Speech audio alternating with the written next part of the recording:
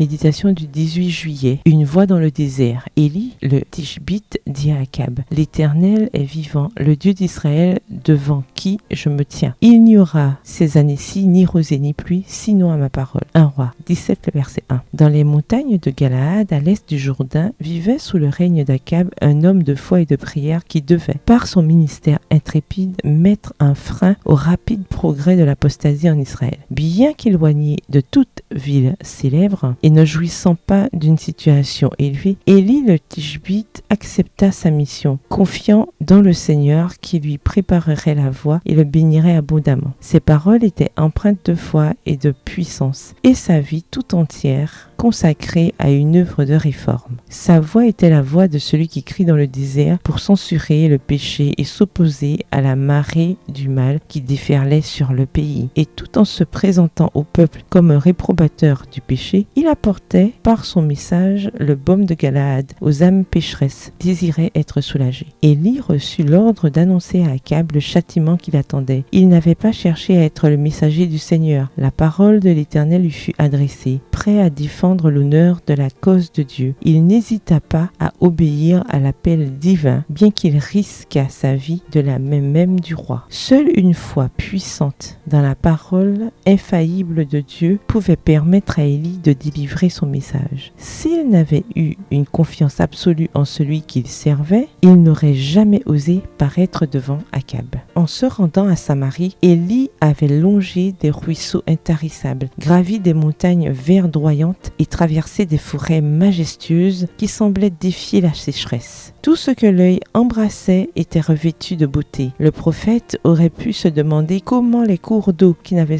jamais cessé de couler pourraient être taris et comment les collines et les vallées verdoyantes seraient brûlées par la sécheresse. Mais le doute ne l'effleura même pas. Il était profondément convaincu que Dieu avait décidé d'humilier le royaume d'Israël apostat et que c'était par le châtiment qu'il serait amené à la repentance. L'ordre divin avait été donné. La parole de Dieu ne pouvait faillir et au péril de sa vie, Élie s'acquitta de sa mission. Texte tiré du livre Prophètes et Rois au chapitre 9 aux pages 79 à 81. Bonne soirée, que l'Éternel vous bénisse.